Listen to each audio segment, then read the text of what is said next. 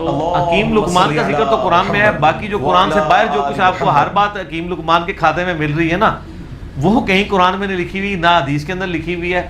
تو وہ آپ آج کے جو حکماء اور ڈاکٹرز ہیں ان سے مشورہ کر کے چلیں، ٹھیک ہے نا. لوگ مطلب عجیب و غریب حکیم لقمان کا نسخہ، اور نسخہ کوئی ایسا کچھ تھا لکھ دیں جا کے جناب گردے ہی فیل ہو جائیں آپ کے، تو کسی ڈاکٹر سے بھی مشورہ کر لیا کریں، ٹھیک ہے. حکیم لقمان کو پتہ بھی نہیں ہونا ہوتا. تو وہ ویسے حکیم لقمان وہ حکمت والی باتیں کرنے کی وجہ سے تھے. ڈاکٹری وغیرہ تو قرآن میں ان کا ذکر نہیں کہ وہ کہیں ڈاکٹری کرتے تھے، ٹھیک ہو. اور یار آپ کو کیسے سمجھایا جائے ان مولویوں کو جو عورتوں کے سامنے بیٹھ کے رمضان کی نشریات کر رہے ہوتے ہیں. تم لوگ یوسف علیہ السلام سے اوپر ہو یار. آپ کی منہ بولے بائیں تو سامنے نہیں بیٹھی ہوئی ہوتی ہیں، وہ بھی بیٹھی ہوں تو آپ ان کے سامنے نہیں آ سکتے اس طریقے سے. اور باقی لوگ تو پھر بھی یا کرتے ہیں، مولوی تو ایسے آنکھوں میں آنکھیں ڈال کے جواب دے رہے ہوتے ہیں، اور مصیبت ہماری جان کو پڑی ہوئی ہوتی ہے. تو خدا کے لیے اس فتنے کو سمجھیں. لہذا یہ جو درود بھی سکھا رہے ہیں نا، یہ نبی علیہ السلام کا محبوب درود نہیں ہے جب تک صلی اللہ علیہ وآلہ وسلم پورا نہیں پڑھیں گے. میں نہیں کہتا کہ صلی اللہ علیہ وسلم پڑھنا گناہ ہے، نعوذ باللہ، یا یہ غلط ہے. نبی علیہ السلام کے ساتھ جو آپ عشق کا دعویٰ کر رہے ہیں نا، یہ بڑا عشق کا دعویٰ کرتے ہیں. ان کی یوٹیوب پہ ویڈیو سب چڑھی ہوئی ہے، آقا جی کے کتے ہیں وو وو وو وو. سر آپ ہنس رہے ہیں، یعنی یہ وہ نعرہ لگواتے ہیں، وہ کہتے ہیں آقا جی کے کتے ہیں، اور پیچھے جو نیچے والے ہیں وہ کہتے ہیں وو وو. وہ سکھاتے ہیں کہ آپ یہ کہو وو وو. تو نبی علیہ السلام کو تو یہ کتے پسند نہیں ہیں. وہ کہتے ہیں ہم عشق میں کہہ رہے ہیں کتا بڑا وفادار ہوتا ہے. اور پھر دلائل دیکھیں کیا دیتے ہیں، یہ بھی دیتے ہیں، بریلوی دیوبندی بھی دیتے ہیں. وہ کہتے ہیں جی سیدنا علی کے لیے حیدر کا لقب ہے کہ وہ شیر خدا ہیں، حمزہ ابن عبد المطلب کے لیے ہے وہ شیر خدا ہیں. تو اس کا مطلب جو ہے وہ مانوی تو نہیں ہے، یہ کیا گستاخی ہے، شیر کی تو دم ہوتی ہے. وہ صفت کے طور پہ بیان ہوا ہے شیر خدا، ٹھیک ہے. وہ کہتے ہیں استعارہ ہم کتے کے ساتھ کرتے ہیں، کتا بڑا وفادار ہوتا ہے. سر کتا وفادار تو ہوتا ہے لیکن کتا نڈس بھی ہوتا ہے. دوسرا آپ نے برا نہیں ماننا، آپ کے بیٹے کو ہم اگر کہنا شیر دا پتر تو آپ کو اچھا لگے گا، اور جو کتے دا پتر کہیے تھے استعارے کے طور پہ مدینے دے کتے دا پتر ہضم ہو جائے گا. مدینے کے شیر کا بچہ کہیں گے تو سب کو اچھا لگے گا. یا کوئی شخص کہ میں شیر دا پتر ہاں، اس کی بجائے وہ کہ وہ والا، اس طرح پبلکلی عام بھی نہیں ہوئی. کون سا اس نے یوٹیوب پہ کلپ بنایا کہ لاکھوں لوگوں نے دیکھ لیا ہو. یہ مجھے بھی کہتے ہیں نا، مجھے کہتے ہیں جی وہ دیکھیں حضرت عمر بھی اس وقت انہوں نے کہا میں جا کے نا مدینے میں خطبہ دوں گا، ادھر پبلکلی خطبہ نہیں دیا. تو مدینے میں جا کے انہوں نے کسی کمرے میں تو خطبہ نہیں دیا تھا، مسجد نبوی میں اوپن خطبہ دیا تھا. اور میں آپ کو وثوق سے کہتا ہوں کہ اگر یہ یوٹیوب پہ کسی نے ویڈیو چڑھائی ہوتی نا، حضرت عمر میرے حاج ہوتے اور اس وقت کسی نے ویڈیو چڑھائی ہوتی کہ عمر مر جائے تو ہم فلاں کو خلیفہ چن لیں گے، تو یوٹیوب پہ ہی حضرت عمر کا بیان آ جانا تھا، تیری ریپلائی ٹو فلاں، ٹھیک ہے بالکل. تو عبد الرحمن بن عوف نے کہا کہ ابھی تو فتنہ اتنا عام نہیں، جس طرح ہم بھی کہتے ہیں جو فتنہ عالمی نہ ہو ہم اس کا جواب نہیں دیتے، عالمی فتنے کا جواب دیں گے. ایک بندہ اپنی سیٹ چھوڑ کے آپ کی سیٹ پہ آیا ہے، اس کو چھوڑ کے آپ فون سن رہے ہیں، تو اس سے بہتر ہے وہ اپنی سیٹ پہ بیٹھے آپ سے فون پہ بات کرے، تاکہ آپ کم از کم کمفرٹیبل زون میں خوشی اور خضوع سے اس کی بات تو سمجھنے کی کوشش کریں. اور یہ تو بدتمیزی کی انتہا ہے کہ فون بھی نہیں آیا ہوتا، ایک بندہ بات کر رہا ہوتا ہے اور وہ بندہ اپنا وہ میسیجز چیک کر رہا ہوتا ہے، یہ وہ تھوڑی دیر بعد کہتا ہے ہیں، اور اگلے بندے کہتا ہے ابھی بات ریپیٹ کر. کرے نا تو مارنی نہیں، بس انوائن کرنا کہ دل تے پہ کرتا ہے. یہ وہ غیر اخلاقی رویے ہیں. تو اس طریقے سے عورت قربانی بھی کر سکتی ہے، لیکن وہ پھر عورت یہ نہ ہو خون دیکھ کے خود ہی بے ہوش ہو جائے. میں آپ کو بتاؤں بعض بڑے بڑے یعنی وہ صحت مند لوگ ہوتے ہیں، وہ اپنا خون دیکھ کے بھی بے ہوش ہو جاتے ہیں. میں ایک دفعہ آپ کو مزے کی بات بتاؤں، یہ یعنی ہمارے جیلم میں بھی ویلفیئر ٹرسٹ بنے ہوئے ہیں جو جہاں بلڈ ڈونیٹ کر سکتے ہیں. تو میں نے اکثر بتایا کہ 4 مہینے میں ایک دفعہ بلڈ ڈونیٹ کرنا چاہیے، آپ کی صحت کے لیے بھی اچھا ہے اور ایک ثواب کا کام بھی ہے. تو میں ایک بلڈ بینک میں چلا گیا بلڈ ڈونیٹ کرنے کے لیے. تو اس نے نا جب وہ مجھے لگایا نا تو اس نے مجھے خون کی تھیلی تھی نا وہ اس نے بیڈ کے نیچے کر دی نا.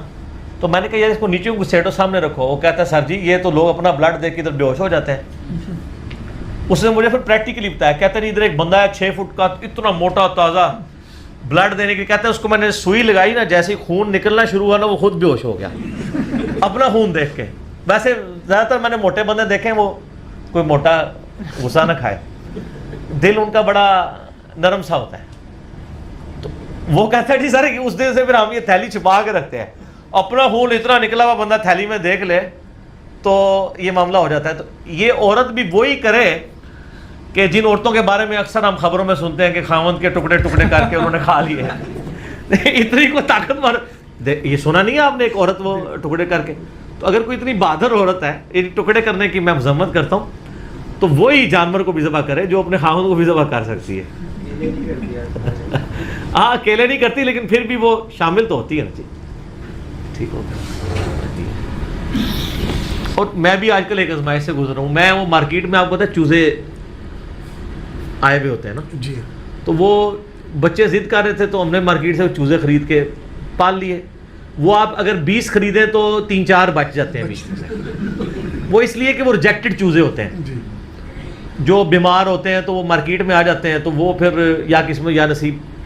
حالانکہ میں نے ساروں کو ویکسین بھی کرائی, ہمارے گھر سے قریب ہی ہے ہاسپٹل جانوروں کا, تو اس کے باوجود وہ البتہ ان میں ایک چوزہ ایسا نکلا, مجھے چوزہ ذہن میں آ گیا, کل اس کو ہاسپٹل میں لے گئے. وہ چوزہ بڑا تو ہو گیا لیکن اس کے جسم پہ بال کوئی نہیں ہے.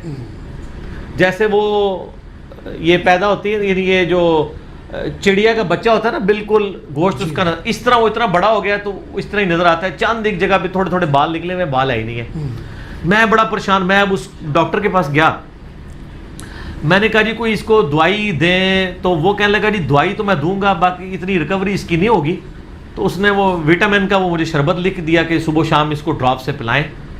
تو اور اس نے کہا جی اس کو باقی چوزوں سے, میں نے کہا باقی چوزے سے مارتے بہت ہیں کیونکہ ان کو وہ کہتے ہیں اس لیے مارتے ہیں کہ وہ چوزے سے چوزہ مارنے کے لیے تیار ہی نہیں ہے, کیونکہ چوزوں والی تو اس میں کوئی شکل ہی نہیں نظر آ رہی. تو اس کو اپنے خیر لادا کر دیا. تو وہ کہنے لگے کہ اس کی جینیٹک سٹرکچر کا فرق ہے, یہ لیئر کا میل ہے. تو لیئر مرغی جو ہے نا وہ اس کا جو میل ہوتا ہے وہ اسی طرح کہ اس کی پرورش, جسم تو بہت بڑا ہو جاتا ہے لیکن اس کے پر شر کے معاملے میں نا معاملات پرور اس کے نہیں اس طرح اگتے. باقی وہ کہہ رہے جی آپ یہ وٹامن کے اس سے وہ جو بچوں کو وٹامن کا شربت لکھا جائے تو وہ اس نے کہا جی وہ ڈراپس میں نے خریدے جی جا کے, پھر وہ اس کو آپ شروع کیے ہیں. دعا کریں معلوم کریں اس کے کیونکہ مجھے اب فکر لگ رہی ہے کہ سردیاں آنے والی ہیں. تو میرا بچہ کہہ رہا ہے اس کے لیے ایک سویٹر بھی بابا لینا پڑے گا ورنہ تو اس کو ٹھنڈ لگ جائے گی. تو میں نے کہا ہاں ٹھنڈ تو لگے گی, ظاہر ہے اس کے جسم پہ بال ہی نہیں, بالوں نے ہی روکنا ہوتا ہے نا ٹھنڈ کو. تو ہم کوشش کر رہے ہیں کہ تھوڑے بہت بال اس کے اگے. آپ بھی دعا کریں, آپ بھی دعا کرتے ہیں. ٹھیک ہو گیا, جزاکم اللہ. آمدہ نا کہیو لوگ پڑھ لکھ گئے تھے, اس لیے کہتے ہیں جناب وہ ایک منڈا آیا ہے جناب وہ انجینئر, کسی نے نہیں چڑھتا.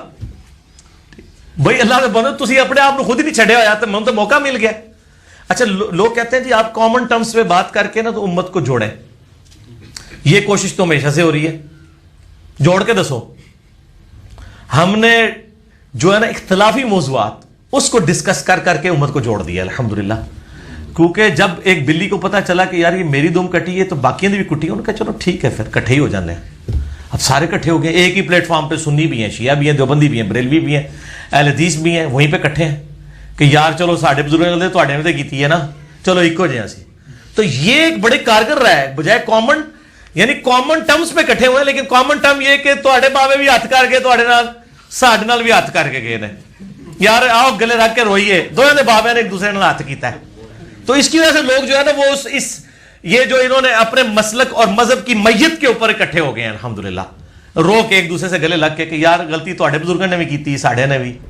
3-4 دن پہلے نا مجھے مفتی حنیف قریشی صاحب کا فون آیا حفظہ اللہ تعالی. مجھے کہنے لگے جی انجینئر صاحب مجھے باہر سے لوگوں نے کلپ بھیجا ہے آپ کا, تو میری عادت ہے کہ میں پہلے تحقیق کرتا ہوں اس کے بعد کوئی رائے قائم کرتا ہوں. آپ نے یہ جملہ بولا ہے. میں نے کہا جی ہاں میں نے بولا ہے لیکن اس کے ساتھ یہ چیزیں ہیں. کہتا نہیں یہ تو پھر آپ نے ٹھیک بات کی ہے, غلط بات تو نہیں کی ہے, یہ تو علمی بات ہے. تو میں نے کہا سر مسئلہ یہ ہے کہ علمی بات تو پھر کم لوگوں کو ہی سمجھ آتی ہے. تو میں نے کہا یہ میری مجبوری تھی بیان کرنا. کہتے نہیں انجینئر صاحب اس مسئلے میں کوئی مسئلہ نہیں, اگر آپ نے یہ ساتھ بولا ہوا ہے تو نہیں. تو میں نے کہا اب آپ ان علماء کو بھی پوچھیں جو لوگ آپ کو کلپ بھیج کے آپ کو یہ ابھار رہے ہیں کہ آپ میرے خلاف ویڈیو ریکارڈ کروائیں, تو خدا کے لیے پہلے ان کا میں نے اسی لیے آپ سے پوچھ لیا. تو شکر ہے انہوں نے پوچھ لیا, ورنہ اس کلپ کے ساتھ مفتی انیف قریشی صاحب کی تصویر لگی ہونی تھی تھامنیل پہ. بچ گئی ہے نا تصویر لگنے سے, آپ کسی اور کی لگے گی. تو دیکھیں فائدہ ہی ہوا ہے نا. اسی لیے سورہ حجرات میں آیا نا کہ اگر کوئی فاسق خبر لے کے آئے تو تحقیق کر لیا کرو, کہیں تم جہالت میں کسی قوم کو نقصان نہ پہنچا بیٹھو. آج تو اس سے بھی اگلا ورژن ہے, اپنے آپ کو ہی نہ نقصان پہنچا بیٹھو کہ تمہارے خلاف کلپ آ جائے. اور بخاری مسلم کی حدیث ہے کسی شخص کے جھوٹا ہونے کے لیے کافی ہے کہ بغیر تحقیق کے وہ سنی سنی بات آگے کر دے. جی تو یہ اس طریقے سے ظلم کرتے ہیں. تو وہ شکر انہوں نے پوچھ لیا, اس کو پرنٹ کر رہے ہیں.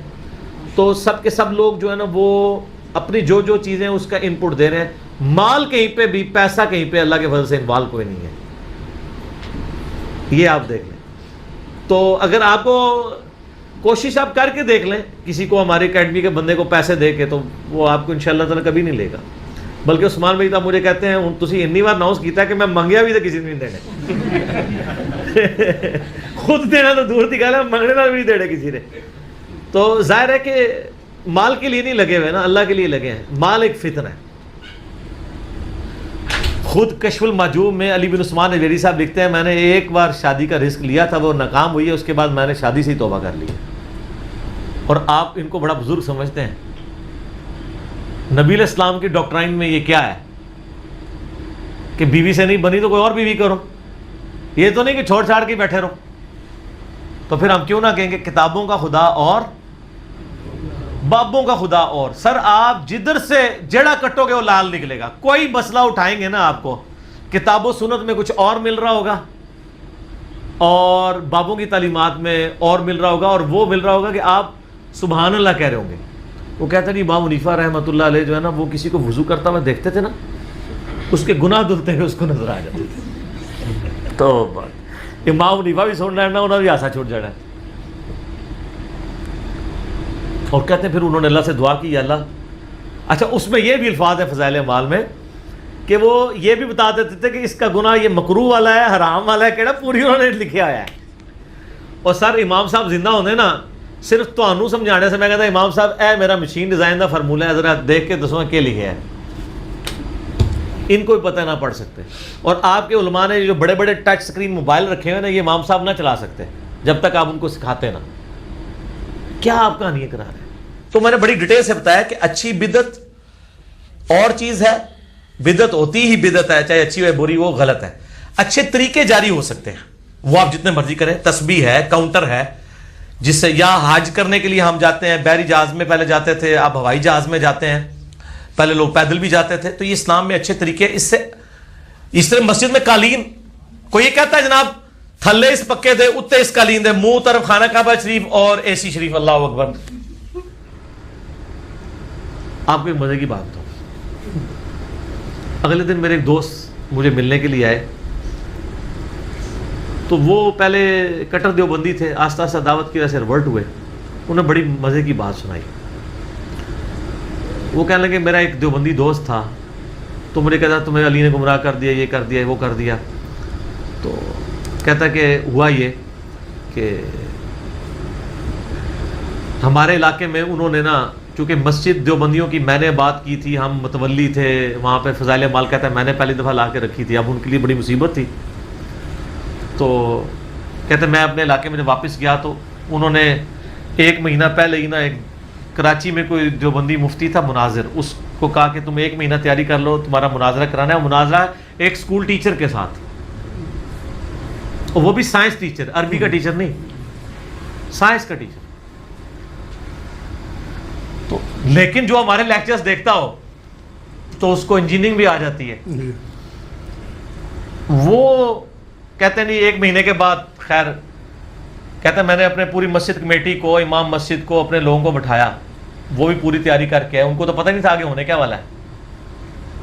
تو کہتے ہیں میں نے ان سے کہا کہ یہ بتائیے کہ ہماری جو اب گفتگو یا مناظرہ یا مجادلہ جو کچھ بھی ہوگا, اس کی بنیاد کس کے اوپر ہونی چاہیے, اہل سنت کے منہج پہ. انہوں نے کہا جی. تو ان کا مولانا صاحب میں تو ہوں جاہل, مجھے تو عربی بھی نہیں آتی, تو آپ تو عالم دین ہیں,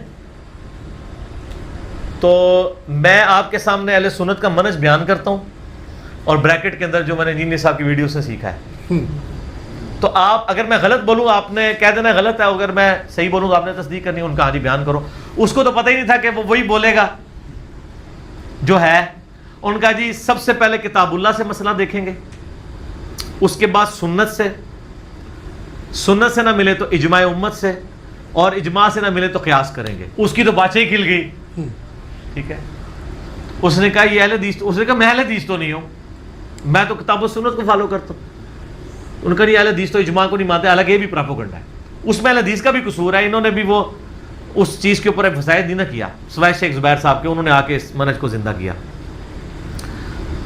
ان کا جی بالکل ہمارا بھی یہی منہج ہے, کتاب اللہ سنت اجماع. اب انہوں نے کہا پتہ نہیں کیا کرے گا, یہ بخاری مسلم سے رفع الیدین کی حدیثیں لائیں گے, ہم ترمذی سے ضعیف روایتیں رفع الیدین کے ترک پہ پیش کر دیں گے. نہ, اس نے سوال پتہ کیا کیا, مجھے جنازے سے یاد آیا. انہوں نے کہا کہ یہ بتائیں کہ نماز جنازہ میں آپ سورہ فاتحہ کیوں نہیں پڑھتے؟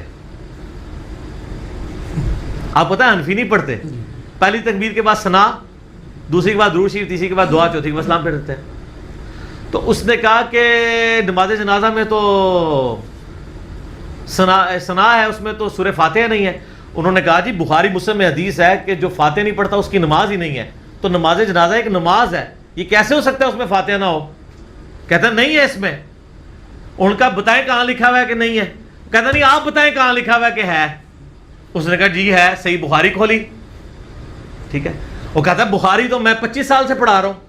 ان کا سر بخاری میں سے میں بھی آپ کو نکال دیتا ہوں کہ عبداللہ بن عباس رضی اللہ تعالیٰ عنہ نے جنازے کے دوران اونچی آواز سے سورہ فاتحہ پڑھی اور فرمایا یہ میں نے اس لیے پڑھی ہے تاکہ تمہیں تعلیم دوں کہ نبی علیہ السلام کی یہ سنت ہے, آپ کا یہ طریقہ ہے سورہ فاتحہ پڑھنا. ان کا یہ تو آگے صحیح بخاری. پہلے وہ کہتا ہے وہ مانا ہی نہ کہ بخاری میں لکھا ہے. ان کا بخاری لے کے میں آپ کو نکال دیتا ہوں. پھر کہتا ہے اچھا ٹھیک ہے لکھا ہوگا, لیکن مسئلہ یہ ہے کہ ہم اس لیے اس حدیث کو نہیں مانتے کیونکہ ہم امام حنیفہ رحمہ اللہ کے مقلد ہیں, تو اس لیے حنفیوں کے نزدیک جائز نہیں ہے. انہوں نے کہا نا, اہل سنت کا منہج ہے پہلے کتاب اللہ, پھر سنت, پھر اجماع, پھر چوتھے نمبر پہ امام حنیفہ. ہائے ہائے ہائے ہائے ہائے, پھنس گیا.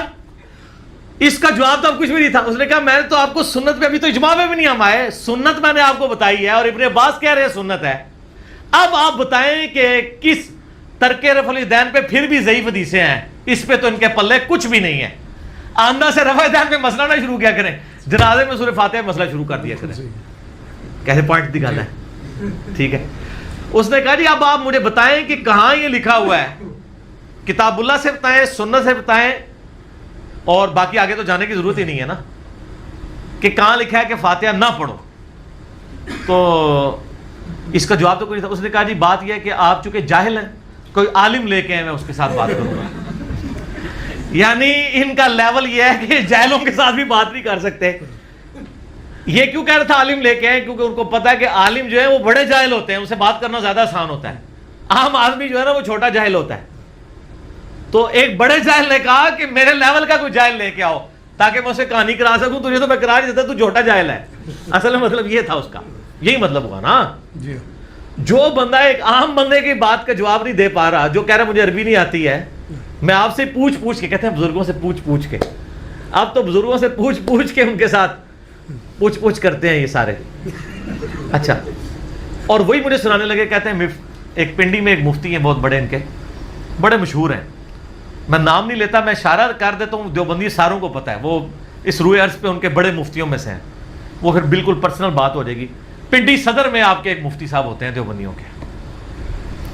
ٹھیک ہے جی, ان کی جو ان کے نام کے ساتھ جو ان کی کاسٹ آئی ہے نا وہ توئیں سے شروع ہوتی ہے, بس اتنا میں بتا دیتا ہوں, ان کو پتہ چل جائے گا کون ہے. اچھا, وہ کہتے ہیں جی میرا ایک آفس کا کلیگ ان کے پاس پکڑ کے لے گیا. ان کا جی آپ کیا ہیں؟ ان کا میں جاہل ہوں. سٹارٹ اس سے کرتے ہیں, جاہل ہوں, آپ سے سیکھنے آئے ہوں, یہ نہیں پتا کرنے کیا آئے ہوں. ٹھیک ہے نا. تو کرتے کرتے انہوں نے اسی طرح کہتے ہیں, میں نے اس کو کہا کہ منہج کیا ہے, یہ وہ فارمولہ ہاتھ لگ گیا نا سر. تو اس نے کہا کہ اچھا یہ بتائیں سورہ فاتحہ کے بارے میں. وہی والی پورا ایپیسوڈ رپیٹ ہوا. اب اس کو تو پتا تھا کہ یہ مسئلہ خراب ہے. اس نے کہا نہیں ہم تو سنت مانتے ہیں سورہ فاتحہ پڑھنے کو. اس نے کہا سر اگر آپ سورہ فاتحہ کو سنت مانتے ہیں تو آپ کی جو فقہ حنفی کی کتابیں ہیں ان میں تو نہیں لکھا ہوا وہ کہتا نہیں میں کوئی ذمہ دار نہیں ہوں, ہم سنت مانتے ہیں. اس نے کہا اچھا آپ مانتے ہیں تو آپ پڑھتے کیوں نہیں ہیں؟ صرف ماننا ہی ہے. وہ کہتے ہیں اس بات کو چھوڑیں.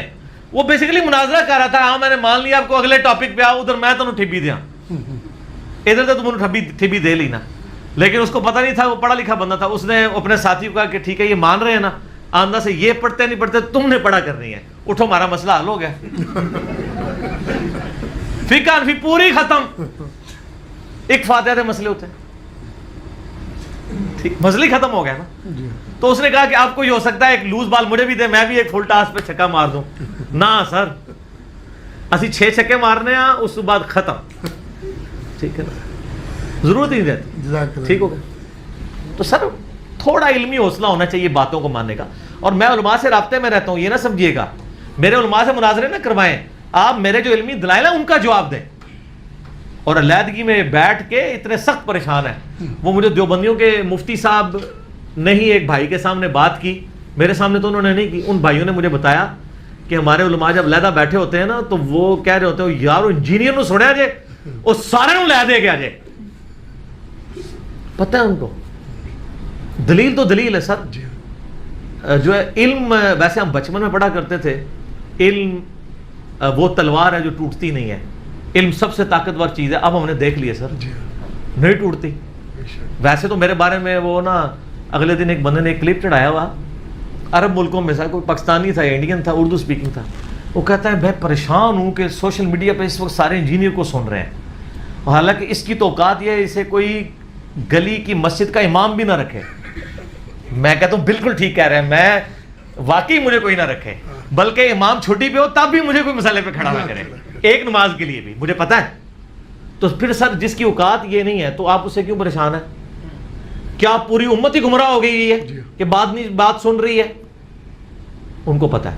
اور ہم اسی پہ خوش ہیں کہ آپ فی طغیانہم یعمہون, اسی اپنی گمراہی میں سرگردہ رہیں کہ نہ اس کی کوئی مسجد, نہ کوئی مدرسہ, یہ تو ہمارے پیچھے نمازیں پڑھتا ہے, چندے ہمیں دیتا ہے, ہر فرقے کے پیچھے نماز پڑھتا ہے, اور کوئی مسجد بھی لادا نہیں بنائی ہے, لا اس کو امام کو ہی رکھے گا. وہ کہتا ہے سعودیہ میں ادھر آ جائے نا, اس کو کوئی نماز بھی نہ پڑھانے دے. سر سعودیہ تو بہت دور کی بات ہے, پاکستان میں نہ کوئی پڑھانے دے. لیکن یہ ایک علیحدہ بات ہے کہ سعودیہ کی یونیورسٹیز میں جہاں پہ لوگ درس نظامی بچے کر رہے ہیں وہ ہماری ویڈیوز دیکھتے ہیں اللہ کے فضل سے.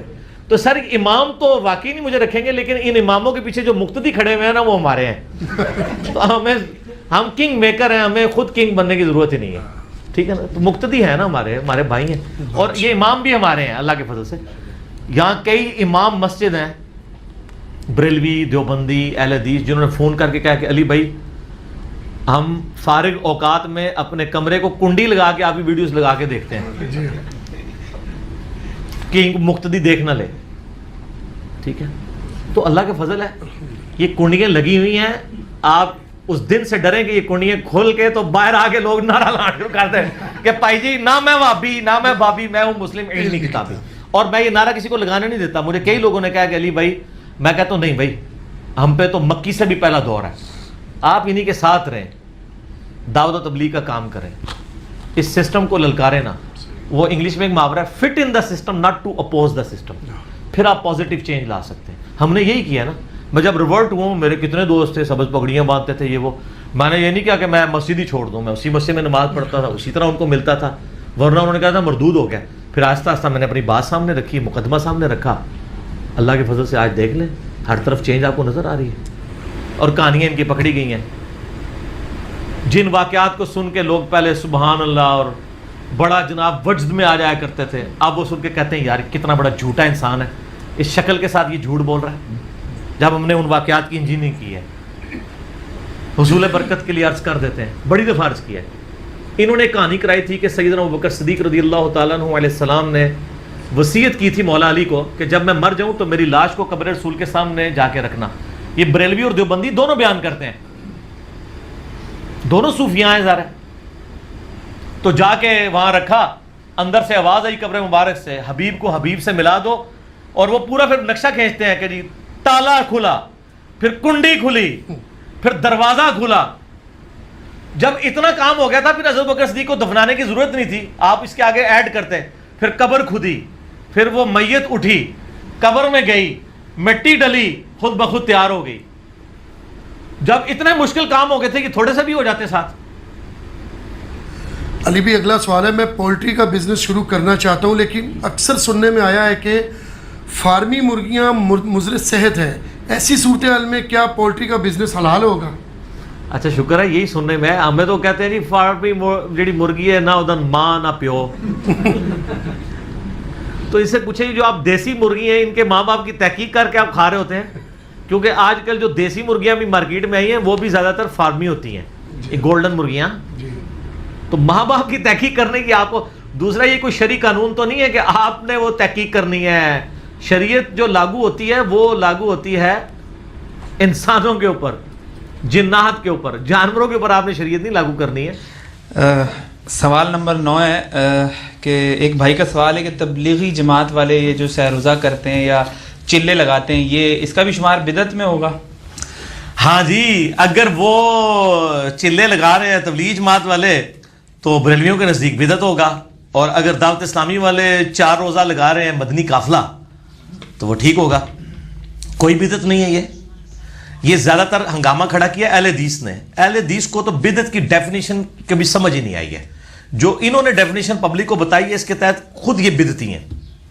ختم بخاری نہیں کرواتے اہل حدیث, کہتے ہیں ثواب کے لیے نہیں کراتے. تو آپ بورڈ کے اوپر لکھا کریں اتنا موٹا کہ بغیر ثواب کی نیت سے ختم بخاری میں شریک ہوں, تاکہ تمہیں کر پیا بھی چندہ کوئی نہ دے. لوگ کہیں گے ثواب ہی لبڑا دے عمل ہے جا کے پڑھو تھے, ثواب کے لیے ہو رہا ہے. یار یہ انتظامی معاملات ہیں.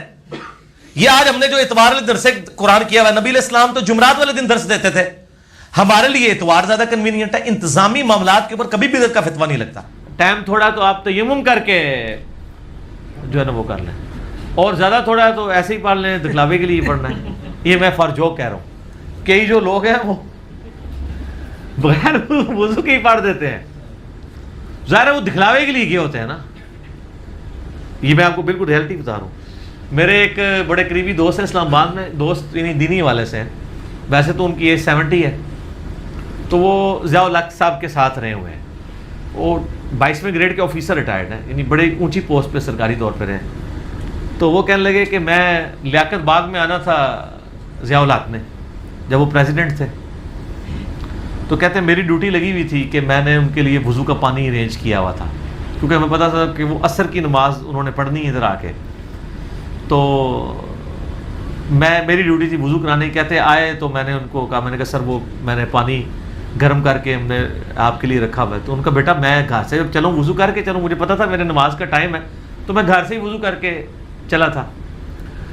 تو وہ خود بتانے لگے, کہتے ہیں جنرل صاحب جب کھڑے ہوئے نا نماز کے لیے تو ادھر جتنے لوگ تھے بغیر وضو کے پیچھے کھڑے ہو کے جا کے. ظاہر ہے ان کی تو نمازیں بھی اسی طرح دکھلاوے کے لیے ہوتی ہیں نا. یہ کہتے ہیں یہ ویسے تو لطیفے بنے ہوئے ہیں, وہ کہتے ہیں میں نے اپنی آنکھوں سے دیکھا ہوا ہے. میں آپ کو اپنے آفس کی بات بتاتا ہوں. ہمارے جو ایکس چیئرمین تھے نا ڈاکٹر سمر مبارک مان صاحب, بڑے شریف النفس آدمی اور بڑے ایک یعنی سمجھ لیں آپ دیندار. میں نے انہیں یعنی اپنے یعنی آفیسز کے کام کے سلسلے میں کبھی ہم رات کو بھی رکے ہیں نا, کئی راتیں رکنا بھی پڑتا تھا. سر گرمیوں کی فجر میں بھی ان کو میں نے پہلی صف میں نماز پڑھتے ہوئے دیکھا ہے. بڑی بات ہے, بڑے بڑے داڑھیوں والے رہ جاتے ہیں اور پورے سکون کے ساتھ خوش و خضو کے ساتھ نماز پڑھنا. تو وہ کبھی کبھار ہماری سائٹ وزٹس پہ آتے تھے, تو آپ کو پتہ ہے کئی لوگ ایسے ہوتے ہیں جو زندگی میں جمعے کی نماز بھی کبھی کبھار ہی پڑھتے ہیں. تو جب وہ ڈاکٹر سمر صاحب کا وزٹ ہوتا تھا نا, اب نماز کی باری ہوئی ہے نا, میٹنگ میں ٹائم ہو گیا نا نماز کو, کہتے اٹھو مڑو نماز. زیادہ تر وہ جب فرینک گفتگو کرنی تھی پنجابی میں کرتے ہوتے تھے, نماز کا ٹائم ہو گیا اٹھو, تو لوگ اٹھ کے پھر اندر ہی ٹور جاتے سر نماز پڑھنے واسطے. کئی وضو کر لیتے تھے کئی ویسے ہی. اب مجھے بتائیں ایک نماز پڑھنے والا اگر ویسے چلا گیا تو وہ ہو سکتا ہے اس نے پہلے کہیں وضو کیا ہو. جس نے نماز ہی کبھی نہیں پڑھی اگر وہ ویسے چلا گیا وہ تو نہیں کہے گا میں پہلے ہی وضو سے بیٹھا ہوا تھا. لاجیکل ہے. ایڈا انہوں شوق ہے وضو کرنے کا, لیکن بعض بڑے اسٹرکٹ لوگ بھی تھے اس مسئلے میں نا. تو وہ ایک ہمارے تھے سینئر ڈائریکٹر تھے, فوت ہو چکے ہیں, اللہ تعالیٰ ان کی مغفرت کرے. تو ਡਾਕਟਰ ਸਾਹਿਬ ਨੇ ਕੱਲ੍ਹ ਉਠੋ ਉਨਕੇ ਡਾਕਟਰ ਸਾਹਿਬ ਮੈਂ ਅੱਲਾ ਦੀ ਨਮਾਜ਼ ਪੜ੍ਹਨੀ ਤੁਹਾਡੀ ਨਹੀਂ ਪੜ੍ਹਨੀ ਇਹ ਮੈਨੂੰ ਪਤਾ ਹੈ ਇਹ ਜਿਹੜੀ ਮੈਨੂੰ ਪੜ੍ਹਨੀ ਪੈਣੀ ਹੈ ਨਾ ਇਹ ਤੁਹਾਡੀ ਨਮਾਜ਼ ਹੈ तो तुसी जाके पढ़ो मैं को नहीं पढ़नी उनकी काफ़ी फ्रैंकनेस थी ना तो वो बल्कि डॉक्टर समर साहब तो स्टाफ के लोग भी उनके साथ हंसी मजाक कर लेते तो बुरा नहीं मानते होते थे काम करने वालों की कदर करते थे तो वो मुझे वो याद है वो जब उठे ना सारे तो मैं उस मीटिंग में मौजूद था वो कहते हैं जाओ तुसी दा पढ़ो डॉक्टर साहब की नमाज असी पढ़नी अल्लाह दी पढ़नी तो पढ़ो ना और पढ़ी कोई नहीं ठीक है ना तो वो बाज़ का इंसान ऐसे भी कर देता